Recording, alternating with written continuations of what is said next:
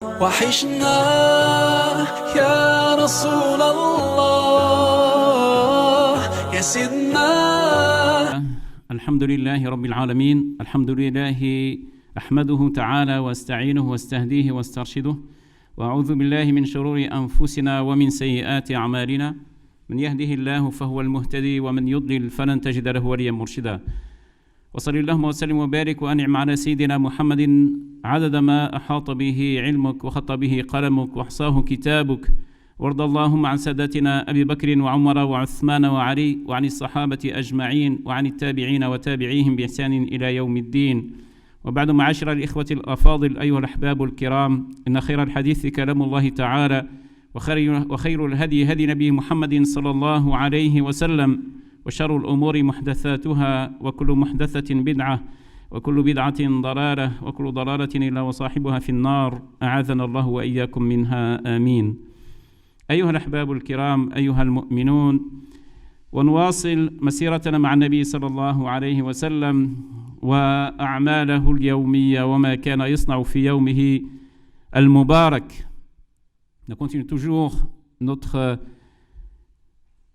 visite et accompagnons le prophète sallallahu alayhi wa sallam. Imaginons-lui dans sa journée et les œuvres, les actions, tout ce qu'il faisait dans sa journée sallallahu alayhi wa sallam. قلنا أيها الأحباب آخر جمعة رأينا كيف أنه كان في برنامجه أن يزور أقاربه، رأينا كيف كان يذهب إلى زوجته، ثم إلى فاطمة رضي الله عنها، ثم إلى التي كانت تربيه وربته وهو صغير بعد وفاة أمه صلى الله عليه وسلم، أم أيمن، هذه المرأة التي كانت عجوز، ومع ذلك كان النبي صلى الله عليه وسلم يزورها ويتفقدها ويسأل عنها من الحين إلى الآخر. On a vu toute cette partie-là. Les dernières choses qu'on a vues, c'était son programme de visite. Et on a dit que cette partie de visite qui est réservée, sallallahu alayhi wa sallam, à sa famille, que ce soit ses proches, ses femmes, ses épouses, sa fille Fatima et d'autres. Et on a vu aussi que celle qui était proche, sa nourrice, Ayman radiyallahu anha, comment il allait prendre soin d'elle, il restait avec elle, et comment il était proche, comment il lui donnait ce sentiment qu'il était proche d'elle et qu'elle est proche de lui, jusqu'à ce que parfois se permet de le gronder comme c'était son fils, sallallahu alayhi wa sallam. الآن كيف كان البقية؟ فكان صلى الله عليه وسلم أيضا كان يذهب لزيارة بعض أحياء الأنصار وبعض الأشخاص، سواء لاستشارتهم أو لتفقدهم أو لتلبية طلب. فكان من بين الأحياء حي له مودة في قلبه صلى الله عليه وسلم، اسمه حي بني النجار. بني النجار هذه قبيلة حي من أحياء المدينة من الأنصار، فكان يزورهم لإبقاء الود والعلاقة بينهم، حتى أنه يروى أنه كان لما يصل إلى الحي تخرج البنات وهم صغيرات فتيات، تخرجن ويغنين بالدف ويقولن: نحن بنات من بني النجار، يا حبذا من محمد من جاري، يا حبذا محمد من جاري. وهن يعني يفرحن بقدومه صلى الله عليه وسلم، فيتلقيهن ويقول: إني أحبكن، إني أحبكن، ولعله يسأل الله عز وجل أن يحبهن لحبهن له. انظروا كيف صلى الله عليه وسلم، كيف هذه ليست علاقة يعني تجارية أو علاقة مصلحية، بل يتفقد أمته كالأب يتفقد أولاده وعائلته. Regardez le prophète sallam, il allait pas seulement visiter ses proches et sa famille, mais le reste des croyants, et certains qui leur fait visite privée pour peut-être consultation, ou peut-être pour répondre à une invitation, ou tout simplement aller pour prendre des nouvelles, comme ce quartier de Banu Najjar, c'est un des quartiers de Médine, de l'Ansar, qui allait de temps en temps aller les voir, parce qu'il les estimait, aller les voir seulement prendre des nouvelles. Et on raconte dans les textes, quand le prophète sallam arrivait, il y a les fillettes du quartier de ces gens-là qui sortaient toutes contentes pour le recevoir avec les tam-tams et avec quelques chansons, entre autres, de ce que nous racontait dans les Sira. Elles disent Nahnu Banatul Najjar, nous sommes les fillettes de Banu Najjar. Quelle joie et quelle chance d'avoir Mohammed comme voisin, comme jar. Regardez, et ça lui fait plaisir. Il était content de les voir, ça lui fait plaisir de voir ses fillettes viennent pour le recevoir et l'accueillir avec cette manière-là. Et puis, il leur fait dua, il dit Ya Allah, je les aime. Bien sûr, pour Allah Azza wa Jal. Regardez cette relation que le Sallam, il avait, cette relation de père avec, dire père de la nation, père des musulmans, tous comme ça, chacun il pensait qu'il était proche de lui, qu'il avait cette chose d'être le plus proche de lui sallallahu alayhi wa sallam. أظن هذا جرير يقول ما كان الرسول صلى الله عليه وسلم يلتقيني إلا وهو يبتسم لي. Il dit à chaque fois le prophète qui me rencontre, il me souriait. Il pensait dans sa tête, peut-être que c'était le seul avec qui le prophète il faisait ça. C'est avec le seul à qui il souriait quand il le rencontrait. Alors que c'était comme ça, sa nature avec tout le monde. Il mettait tout le monde à l'aise. Il donnait le sentiment qu'il est proche de tout le monde, que chacun pense qu'il est le plus proche du prophète ou que le prophète il était le plus proche de lui que d'autres. Regardez, ya ikhwani. أيضا هذا سعد بن عبادة أيضا يقول جاءنا النبي صلى الله عليه وسلم جاء مرة يعني في وقت الظهيرة حيث الشمس يعني حارقة à l'heure du zénith. هذا سعد بن عبادة raconte, il dit جاءنا قال فسلم وكان من عادته صلى الله عليه وسلم أنه لما يأتي يعني يذهب يزور يعني يستأذن 3 مرات السلام عليكم أهل البيت السلام عليكم يعني إذا ردوا فينتظر الدخول وإذا لم يردوا رجع كما يقول الله عز وجل الذين يدخلوا يا أيها الذين آمنوا تدخلوا بيوتا غير بيوتكم حتى تستأذنوا وتسلموا عليه حتى يقول الله عز وجل وإذا قيل لكم ارجعوا فارجعوا هو خير لكم. Il applique une consigne, une recommandation d'Allah Azza wa Jal qui dit dans le Coran ne rentrez pas dans des demeures, dans des maisons qui ne sont pas les vôtres, jusqu'à ce que vous demandez la permission et vous saluez les gens. Allah Azza wa Jal, il finit le verset, il dit si on vous dit, on vous refuse, si on dit non, n'entrez pas, on ne peut pas vous recevoir, rebroussez chemin, c'est meilleur pour vous. Vous imaginez ça, subhanallah, ikhwani? J'arrête là une petite parenthèse. Vous imaginez? Vous allez voir quelqu'un, vous frappez, il dit je ne peux pas vous recevoir. Malheureusement, parfois on a des réactions, dit comment ça, moi j'ai fait des kilomètres et je suis venu et je suis passé, je me suis fatigué, je suis allé et lui, et je suis devant chez lui, même pas il est sorti me recevoir. Non, Allah nous dit si on vous refuse, on ne peut pas vous recevoir, rebroussez chemin, c'est meilleur pour vous. هو خير لكم. فكان النبي صلى الله عليه وسلم يعني ذهب عند سعد بن عبادة يقول فاستأذن المرة الأولى السلام عليكم فلم يسمع فقال الثانية السلام عليكم فلم يسمع شيء فقال الثالثة السلام عليكم فلم يسمع شيء فولى راجعا. Il a fait 3 fois salam alaykum, salam alaykum. Il n'a rien entendu, ni quelqu'un qui répond à son salam, ni quelqu'un qui lui entre ou bien vient. Et donc au bout de la 3e, il retourne. Et au moment où il fait demi-tour, Saad ibn Ubada, il sort de chez lui, il court après lui, il dit Ya Rasul, ta'ala, nahnu huna. Viens, on est là, nous sommes là. Il dit viens. Il dit pourquoi tu n'as pas répondu? Il a dit Ya Rasul Allah, ahbabna an tuktira as-salama alayna li barakatihi fil yawm fil bayt. On voulait que tu multiplies les salams. C'est une baraka pour nous dans notre maison. Parce que s'il ne voulait pas, vous imaginez quelqu'un, le prophète salam qui dit Assalamu alaikum, la paix soit sur vous. Il dit je voulais vraiment que tu multiplies, que tu dis, que tu répètes, que c'est une baraka. Ce n'est pas toujours qu'on a cette chance. أيضا يا أحبابي كان أيضا يذهب هكذا لزيارة فمالك بن أنس بن مالك عفوا يقول دعت جدتي النبي صلى الله عليه وسلم وأعدت له طعام. Regardez, Anas ibn Malik, qui était le serviteur du prophète sallam, qui était avec lui, était un enfant orphelin, était au service du prophète sallam. Il dit que ma grand-mère l'a invité un jour, elle lui a préparé un plat, de la nourriture, elle l'a invité. Sa grand-mère, une vieille dame pareille. Qu'est-ce qu'il dit? Le prophète sallam lui dit, mais qu'est-ce que je vais faire là-bas avec cette vieille? Et puis, qu'est-ce qu'il répond? Comment il réagit? Cette petite dame, peut-être pauvre, limitée dans ses moyens, et puis sa maison modeste.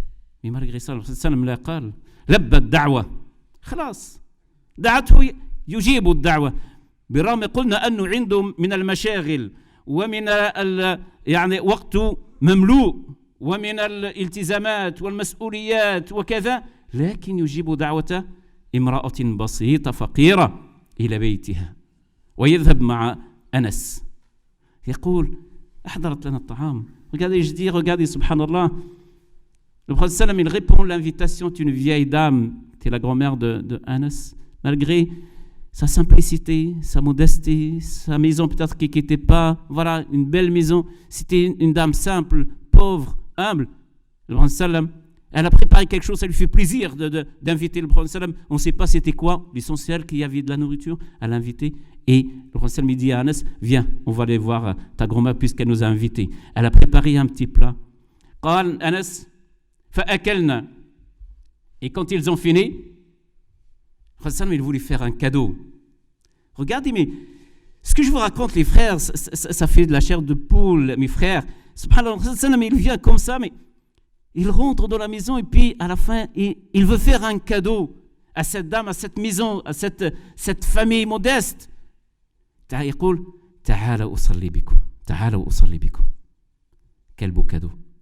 Il voulait prier chez eux, deux rak'at nafila, deux rak'at, deux unités, comme un cadeau à cette famille. فيقف Anas, il raconte, il dit فذهبت, c'était simple, une maison simple. Non pas, il a dit فذهبت إلى حصير قد أسود من طول ملوبس. Il est parti, il a dit un petit, vous savez, tapis, c'est pas tapis qu'on a, mashallah, avec, mashallah, doux et tout. Tapis en paille. Vous savez, il faisait avant avec les feuilles de palmier et autres.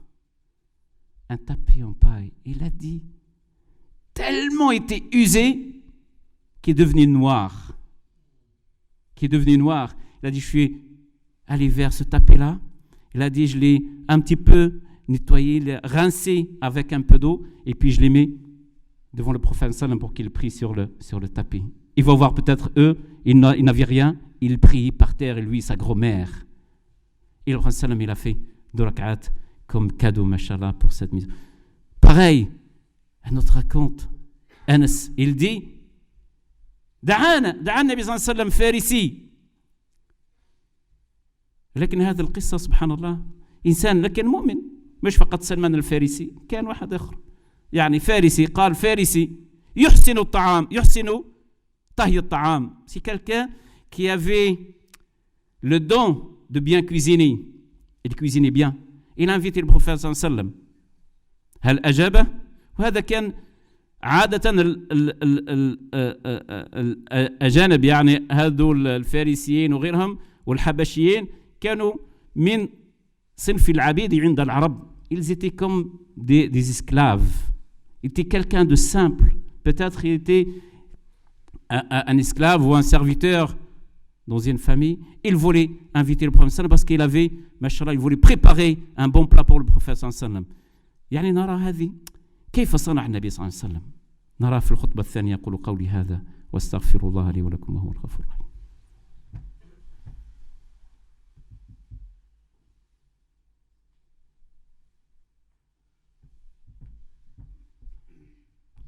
الحمد لله رب العالمين والصلاة والسلام على رسول الله الكريم وعلى آله وصحبه أجمعين وبعد.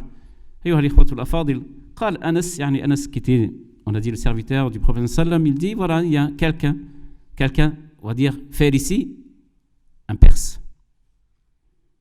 Il est venu vers le prophète sallam, il lui dit, Ya Rasulallah, هيأت لك طعام يعني تأتني فيقول أنس رضي الله عنه النبي صلى الله عليه وسلم كان مع زوجتي عائشة والظاهر أنه يعني عنده مدة لم يأكل يعني طعام شهي حتى طعام لأن عائشة تقول أحيانا تمر علينا الأيام ولا يوقد في بيتنا نار. عائشة رضي الله عنها raconte, elle dit parfois il y a des jours entiers qui passent sans qu'on allume le feu, c'est-à-dire sans qu'on prépare, on n'a rien pour préparer à manger. Et donc quand cet homme vient, le père s'il vient, invite le salam, il lui a préparé quelque chose. يقول أنس وأطيب ما كان فيه رائحته. Il a préparé quelque chose. Il a pris certainement qu'après qu'il est parti, il a dit, il prépare, mais une des meilleures choses qu'il y a dans ce qu'il prépare, ce père, c'est, il a dit, les odeurs. Et ça, ils déduisent, les savants le disent parce qu'il vient de personnes qu'il connaît un petit peu tout ce qui est, comment on appelle ça, c'est les épices. C'est bien épicé. Donc ça dégage une bonne odeur. Et donc il va inviter le salam, il était avec Aïcha, il voit apparemment de ce qu'ils disent le mu'arrikhin, il dit, ça fait quelques jours peut-être où ils ont faim. Et le prophète reçoit l'invitation, et Aïcha est là. Qu'est-ce qu'il répond? يقول هذا الفارسي أوحدي أم معي هذه? Tu m'invites seul ou avec Aïcha? Le père s'il dit لا بل وحدك يا رسول الله. Non, seul, je t'invite seul. فيقول له إذن لا. Donc non, je ne peux pas. Pourquoi? On déduit peut-être que ce père, s'il a préparé une petite quantité, il n'y avait pas assez. Et la peur, c'est, quand il vient avec sa femme et d'autres, il n'y aura pas assez. فيرجع الفارسي. Il part. Puis un certain temps, il revient. dit يا رسول الله هيأت لك طعاما فتعال معي. Au prophète, je t'ai envoyé et je t'ai préparé un plat, est-ce que tu peux venir? Je t'invite. فيرد عليه النبي صلى الله عليه وسلم أوحدي أم معي هذه? Ça me répond, est-ce que seul ou avec ma femme? Celle-ci, il veut dire Aïcha. Il dit au prophète seul. Il n'a pas assez, il était gêné. Il dit, donc non, je ne peux pas venir. Il retourne le faire ici et puis il revient une troisième fois. Il dit, Ya Rasulallah, hayyatu laka ta'am fata'ala ma'i. Je t'ai préparé un plat, est-ce que tu peux venir à moi? Il dit, Awahdi. Il insiste, mais il ne voulait pas parce qu'il savait que sa femme elle avait faim et puis il a entendu et c'est un bon plat, donc ça va souffrir. Il ne pense pas qu'à lui, il pense à sa femme aussi, mes frères. Pensez à femme. Et excusez-moi de vous dire, parfois, nous les hommes, on se permet d'être dehors et puis on voit un restaurant, un bon restaurant et puis on se permet d'aller manger, on ne pense pas à nos familles et à nos enfants. Hatta, je ne veux pas rentrer dans ce débat-là parce que s'il y a un autre sujet, on traitera un jour à ce qu'on travaille, mais parfois on est avec des copains, avec des amis, avec ça, et puis parfois ça nous donne envie, on passe devant un bon snack, ou devant un bon restaurant, ou un bon comme ça, et puis ça nous donne, ou avec des steaks, avec quelque chose de méchoui, avec des... Et puis voilà, enfin, j'en ai vu moi certains, excusez-moi, peut-être pas ici, c'est certains qui font, mais là-bas au bled, il y a certains qui partent dans des restaurants où il fait du méchoui, il fait avec des merguez, avec des choux, avec ceci, cela, et sa famille, elle mange tous les jours des pâtes ou de comment ça s'appelle, des lentilles ou autre. Et ça, quelque part, c'est injuste. C'est injuste. Quand ça arrive une fois qu'on est avec des gens au travail, dans un cadre professionnel ou autre, de là à prendre l'habitude, parce qu'à la maison, ça ne nous plaît pas.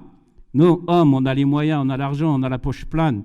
Donc, on va taper un beau plat dans un bon restaurant, et puis laisser la famille manger ce qu'il y a et tomber pour eux, c'est pas bien. Je ferme la parenthèse. Le Nabi sallallahu alayhi wa sallam, il a pensé à sa femme, elle était là, elle entend. Il est là, il refuse. Ou bien avec moi, ou bien je viens. Parce que là, elle est là, elle a tout entendu, elle a envie, elle a faim. Et là, troisième fois, il revient le faire ici. Il dit, Ya Rasulallah, فيقول وحدي أم معي هذه فيقول أنت وزوجتك. Venez les deux. Et là, le prophète il part avec sa femme pour manger ce qu'il a préparé, c'était un bon plat. شوفوا النبي صلى الله عليه وسلم حتى أنس يقول أيضا أنه جاءه مرة خياط إنسان عادي فدعاه النبي صلى الله عليه وسلم فذهب معه فأكل فقال فأعطى النبي صلى الله عليه وسلم الطعام وهو كان يخيط. Parce qu'il était pressé ou il était occupé, parce qu'il avait une commande urgente. Alors, la moralité de ça, ya ikhwani, c'est cette proximité du prophète sallallahu alayhi wa sallam, de ses compagnons. Cette proximité avec les siens. Comment il répondait facilement, comment il donnait de son temps pour faire plaisir à l'autre, pour, mashallah, l'accompagner, pour lui donner, mashallah, de ce qu'Allah Azza wa Jalla lui a donné d'affection, de rahma, parce que ça leur fait plaisir d'avoir le prophète à côté d'eux, de l'inviter, de marcher avec lui, d'avoir sa présence, qu'il prie, qu'il leur fait des du'as, qu'il leur fait salam. Regardez même Adi ibn Hatim رضي الله عنه نعم قد أسلم يقول كنت مع النبي صلى الله عليه وسلم ماشي ولعله يقول هذا قبل إسلامه قل ماشي قال فاعترضته عجوز مع فتاة فأخذته جانبا وظلت معه حتى يعني ذهبت لأعترضه. Regardez, هذا عدي avant il n'était pas, c'est Adi ibn Hatim, le fils de celui qui était réputé par sa générosité, Hatim al-Ta'i. Et il vient, il dit, j'étais en train de marcher avec le prophète sallam dans la rue de Médine. Il y a une vieille dame qui venait avec un enfant, elle l'a attrapé, elle lui a demandé. Elle voulait lui demander des choses. Et il s'est retiré avec elle pour discuter avec elle. Et il reste, il lui a tourné le temps qu'il le faut, jusqu'à ce qu'il dit, Adi, en quelque sorte, il dit, j'étais un peu fatigué d'attendre. Je n'avais assez d'attendre jusqu'à ce que je suis parti le voir le prophète sallam pour qu'il revienne avec moi.